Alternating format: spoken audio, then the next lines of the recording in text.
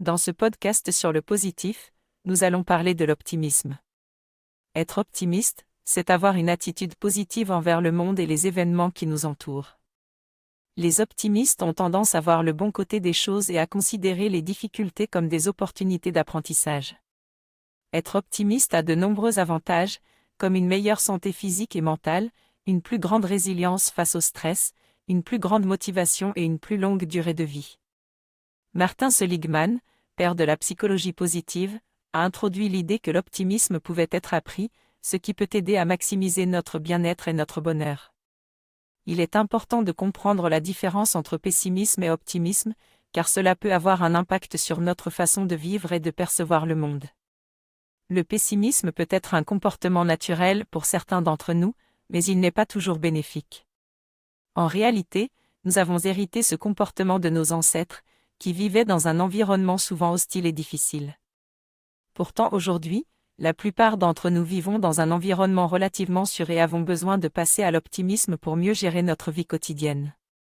Même si certaines personnes sont naturellement optimistes, tout le monde peut apprendre à le devenir. Pour cela, il faut se concentrer sur la gratitude, trouver les choses pour lesquelles nous sommes reconnaissants, pour réduire notre anxiété et relativiser nos problèmes. Penser à l'activité physique comme un moyen de booster notre humeur et notre énergie est également crucial pour être plus optimiste. Voici quelques astuces pour devenir une personne plus optimiste. Ne pas essayer de prédire l'avenir et éviter les pensées négatives récurrentes en cas d'échec ou de déception. Se concentrer sur les solutions plutôt que sur les problèmes. S'entraîner activement à identifier ces pensées négatives, les déconstruire et les remplacer par des croyances plus positives. Pratiquer une activité physique régulière qui ne nécessite pas d'être épuisé à la fin. Pour la technique ABST de Martin Seligman. Identifier l'événement déclencheur négatif. Analyser les croyances, B, qui ont suivi cet événement. Observer les conséquences, C, négatives qui en ont découlé. Contester ces croyances et trouver des exemples, D, qui prouvent que ces pensées sont fausses ou disproportionnées. Observation des effets, E, adapter son comportement et expérimenter de nouvelles croyances plus positives. Pour cela, il peut être pratique de commencer par un exemple concret, par exemple, une querelle avec un collègue de travail.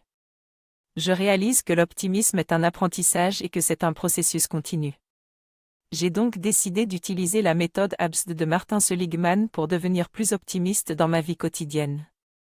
Je me suis rendu compte que la première étape consistait à identifier la situation qui déclenche une pensée ou une sensation négative.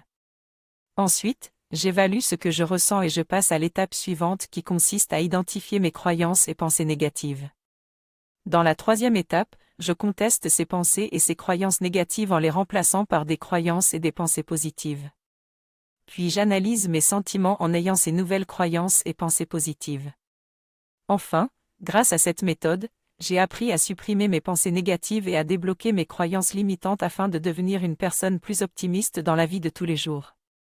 Je vous invite à vous joindre à moi et à télécharger l'exercice de ce podcast pour vous entraîner à insérer les 5 clés de l'optimisme dans votre quotidien.